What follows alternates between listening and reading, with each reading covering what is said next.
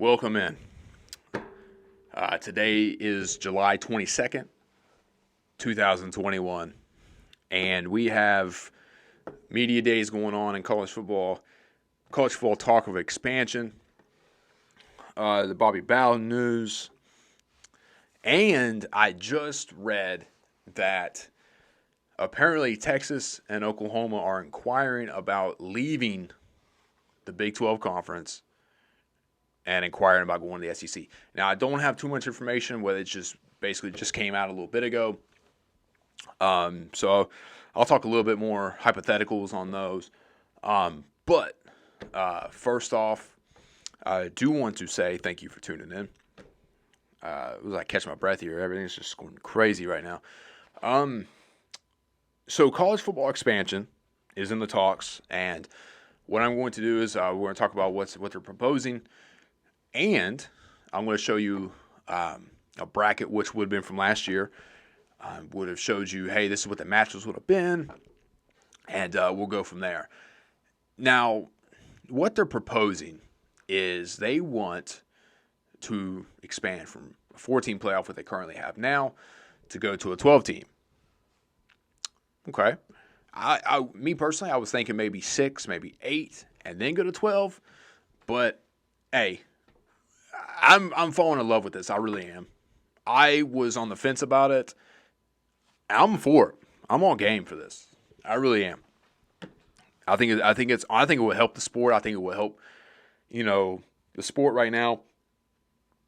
With a lot of people that they're tired of the same teams, and I'm going to get into that as well because I don't want this to make it sound like I'm saying that if we expand, that teams like Clemson, Alabama, and Ohio State are not going to consistently be there.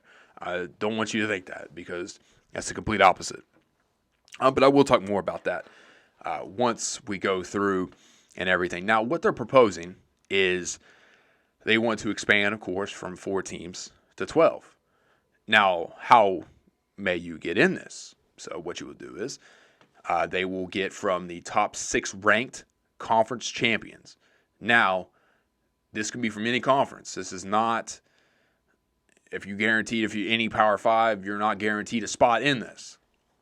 So what this will do is, say, for example, and I'll show you the bracket here coming up. And the other 6 highest are ranked by the committee. That's how you get your 12. Now, also, they will have a first-round bye for the top 4 seeds. Now, if you do not win your conference championship, you do not get that spot as a bye. So what does that say for a team like Notre Dame or Army or BYU or any independent for that matter? So they are ineligible to get a top 4 spot. The best that they could do is a 5th seed. Now, so when I first heard this, I was like, wow. So that means Notre Dame could go 12-0 throughout the whole season. They could beat 5 top 5 teams on the road by 70 points, and the best they can do is a 5th seed. So for so many years, college football has been catering to Notre Dame, and I'm finally glad that this is happening because Notre Dame needs to get with the times. This isn't Knute Rockne era. They need to get in a conference. I think they need to figure out what they want to do with the ACC, and I think that's what's going to happen. I mean, right now, Notre Dame is in that conference for every sport but football and hockey. So I think the time is now. They tried it out last year with COVID. I thought it was really good. I thought it was good for the conference. And especially with the news coming around with possible expansion on the horizon, which we've talked about expansion and everything. So, of course, that probably won't happen for a while. But if I'm Notre Dame and this does go through, I would definitely look into that. Now, also, too, for the first-round games, if you don't have the bye, you do get a home game.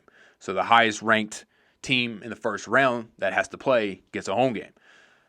So, now, if we want, let's go ahead and pull the bracket up. Now, this bracket here is basically for this coming year. This would have been for last year. So if the games were played last season, this is how it would have looked. You would have had, of course, Georgia would have made it. They would have been still playing Cincinnati, which is kind of nice if you're maybe. I mean, it was a really good game. I really thought if they would play 2 out of 3 times, that would have been a great series. Now, in the first round, you would have had number 12 seed Coastal Carolina versus at Notre Dame. Okay. Then you had the 11 seed Indiana at Texas A&M, the 10 seed Iowa State at number 7 Florida, number 9 Georgia, like I said, at number 8 Cincinnati. And those would have been your first round games. Now, when you're looking at this bracket here, I would see the Georgia-Cincinnati game to me is very intriguing because what it does is, and that's why I love this format, that's why I'm falling in love with this format more than anything, is it gives you more of that NFL playoff feel to it. And the reason I say that is Cincinnati gets a home game in December. So that means Georgia or any team, so it doesn't have to necessarily be them, any team, how the rankings would stack up may have to go up north and play in the month of December. So it's possible you could have a game up in Ann Arbor in December. There's a possibility Alabama may one day have to go up there and play. You talk about home field, that is home field right there. And I love that aspect of this. That's one rule I love the most. So then you would have Notre Dame home game against Coastal Carolina, which I think Notre Dame would roll in that game if that would have happened. Now, then you go across, you have Texas A&M and Indiana, and that would have been played in College Station, Texas. I think Indiana had a great season last year. I would probably say that Texas A&M probably would have won that game. And another good game down at the bottom of the bracket, you have Florida and Iowa State. This game, to me, Florida towards the end of the season was very they were sliding very fast in the wrong direction. I think Iowa State wins that game. I really do. I think they go on. Now, regardless of how you look at this bracket, on how it would all shaped out, whoever wins this, hypotheticals, and this is a lot of the argument that a lot of people are having, is they're tired of the same teams playing year in, year out. I understand that. Everyone hates to see the same teams win, but guess what? You have to get better. And I was, doing some research and everything on this. And before I would still say Alabama wins last year, regardless. I don't care who they played. Out of any of these 12 teams, you could expand it to 16, to 32, to 130. Alabama still wins it. Now, don't get me wrong. There is a chance that a team could win. It does happen. I'm not saying it's impossible. I'm not saying Alabama's an unbeatable squad, because any team can win. Any team can lose on any given day. Injuries, etc. I do think the problem really lies with these teams consistently being where they are at. I was really looking at a lot of the big three in Florida, as in Miami, Florida State, Florida, and you could even say the same for Texas A&M. They have not been consistent, especially in recruiting. Yes, they might have had top 10 team, top 10 classes, etc. But in that time frame, if you go back and you look at, say, Texas's record, Texas A&M, Florida State, Miami, inconsistent, very inconsistent records. Multiple coaches, probably sometimes even 3 in the last decade. Look at Alabama, same coach since 2007. Clemson, same coach since 2008. It's consistent. Ohio State, Urban Meyer, then Ryan Day, that's it. But they haven't missed a beat. It's almost like they've gotten better. And it all starts with keeping homegrown talent. If Florida, and they're on the right track, I think, Texas A&M as well, if they get on the right track with recruiting, as long as the other schools too, and they keep homegrown 5-star blue chip talent at home, and those players are not going to Clemson. They're not going to Tuscaloosa to play. They're not going to Columbus. They're staying at home either in Tallahassee, Gainesville, Miami, or College Station, wherever. And what that does is that keeps those players home. They're not playing for Alabama. So it kind of evens the field out. So until they really get back on track, and I don't think that will happen anytime soon, especially with with the NIL and everything, I just don't see that happening anytime soon. Now, Texas, new head coach, we'll see, etc. But real quick also, too, one of the rules that we've heard, one of the discussions is, man, like, what if a conference champion gets in that doesn't deserve to be in? Okay. Let me bring this up to you and everything. Go back to 2012, okay? You had, in the Big Ten, you had a 6-6 Wisconsin team went 4-4 in conference. Okay. Someone asked, how in the hell does a 6-6 4-4 conference team get into their conference championship game? Okay. Very simple. Ohio State that year was on postseason ban due to, I believe it was the Tattoo 5 incident and everything. Penn State had their issues with children, with the Joe Paterno thing, which was disgusting. They had that issue, so they had a postseason ban for a couple years. So that was the only reason Wisconsin even sniffed the Big Ten championship game, which they ended up blowing a ranked Nebraska team out. So kudos to them. So even if we would have had this system in 2012, they still would not have gotten in. You look at Oregon this past year. Oregon beat USC. USC was the only shot of the Pac-12 to actually make it. I think they were ranked 13th in the college football playoff at the time. Ended up losing to Oregon. So Oregon was only ranked, I believe, 24th or 25th last season. And they would not have gotten in because it goes off the highest ranked, the 6 highest ranked conference champions. So Oregon would not have made it. And that's why you see in these models, and you saw in that bracket there, for anyone wondering why Oregon wasn't in there, even though they won their conference championship. So I do like that rule because that eliminates that from happening. So I think that's a really good thing. So this is inevitable. I don't see it even if they vote on it in September and it doesn't go through. It's inevitable. It's going to happen again. It's going to come up for a vote, whether it be in 2023, 2025. And also, too, I really think it's good for it. I really do. And another reason why when someone says, well, what if it dilutes the season? I had a conversation with a buddy of mine. So you're saying if, Clemson and Georgia play this year, okay, would it be less meaningful? Like right now, that game means a lot because as of right now, you go for that top 4 spot. So if Clemson or Georgia loses, and you had this current 12-team format, does that game mean as much as it would now? Probably not. But what it does is, I think it makes the season itself more important in the long run, as in October, November games. Think about it. Instead of having, 5, 8, 10 teams at max, maybe vying for this spot in October, November, maybe less, depending on how the season's going.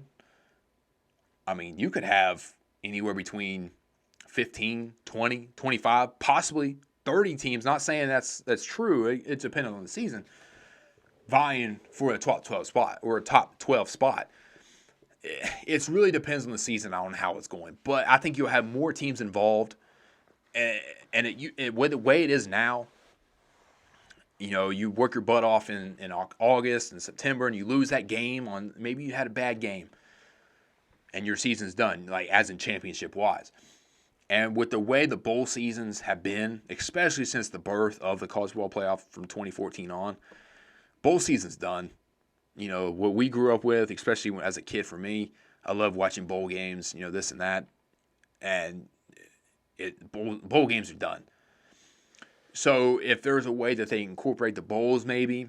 I know there's some issues with the Rose Bowl right now, because it's always set on January 1st, and they always had the parade and everything. So there's some issues there they got to work out. But we'll see. I'm really on board with this. I am super pumped for this. I love the idea. I'm for it. I'm 110% game for this. And if it doesn't happen this year, it's eventually going to happen because of money. Money is the main reason why this is going to happen. At the end of the day, it has nothing to do with player safety. It has nothing to do with that. Because think about it. As in a player safety standpoint, if you don't get the bye, you're going to be playing up to 17 games possibly. And that's NFL, as of right now, until the season starts or until the season's over, no NFL team has played 17 regular season games. So we're asking a college player that normally plays anywhere now between 12 to 15 games. Let's play a little bit more games. So once you open Pandora's box, which was open back in 2014, we can't put it back in there. This is going to happen. And sometimes I wish we could go back to where it was normal or easy, I guess you could say, pre-BCS era. Some people might disagree with that. But once we've opened Pandora's box, which we already have, it's inevitable. This is going to happen. Now, another very interesting take that I found today was apparently Oklahoma and Texas is inquiring. Now, so they're not necessarily in talks. I guess they're maybe kind of looking around, seeing what they can do. And this isn't new. We've heard this before with the Pac-12, with them and everything. Now, what does that mean for the Big 12? Or what does that mean for college football in general, if that would happen? Okay? So say Texas and Oklahoma goes. Okay, that leaves you 8 teams in the Big 12. What do you do with them? What happens with them? Okay, does the Big 10 come up and scoop a couple teams up? Does the Pac-12 come in and scoop Texas Tech and maybe Oklahoma State up? Does the ACC come and get West Virginia? What happens? Does the Big 12 say, hey, we're going to stay with those 8 teams and we're going to expand on our way? Which is very possible. You could say pick up maybe Cincinnati, but you're not going to be able to replace the Texas and Oklahoma money-wise, on the field-wise, at least at first on the field-wise, because right now Oklahoma is playing top-notch football. Texas is underachieved, which is sickening to even think about because how much money they get and everything, which we're not going to talk about that. But it would be a big loss. Now, the SEC, what that would mean is there's no doubt about it. Hands down, it would make them the best football conference the world's ever seen. I mean, that's just being completely honest. Money-wise, talent, everything. I mean, I don't know. I really don't. I am going to keep an eye on that story. Of course, I literally just saw it, so I don't have any hard facts. Jimbo was asked about it. Jimbo Fisher was asked about it at SEC Media Days. And we'll see. We will see about that. In other news, Bobby Bowden, they said he's got a terminal disease now. One of the best coaches of all time, one of my favorite coaches. And I wish them nothing but the best. I know he's at peace and everything, but I don't know what the disease is or anything, but prayers out to them. But yeah, I would definitely keep an eye on this story. Of course, like I said, they're not voting on this playoff really until September. But hey, I'm jazzed for this. I'm actually jazzed real quick. Let me sit here and talk about this real quick. I know I don't want to get too much into this season, but man, I am psyched. I'm psyched for this football season. I am jazzed up for this. I think a lot of it has to do with how COVID was last year. You weren't really, the pageantry, the full houses, man. I'm psyched. I'm completely jazzed for this. Oh man, I'm psyched, man. But no, I'm going to be doing an episode very soon on the season, and I know last year for me I was not fully invested in the season. I think a lot of it had to do with COVID with a lot of people, and I tried so hard to get into it. But man, this year it's like a renaissance for me, and I think it will be for a lot of people. I really do. But other than that, guys, that's all I have for today. Be looking out for that special coming up here in the next couple of weeks. Ooh, man, I'm juiced. Hey. But you guys stay safe out there, and peace.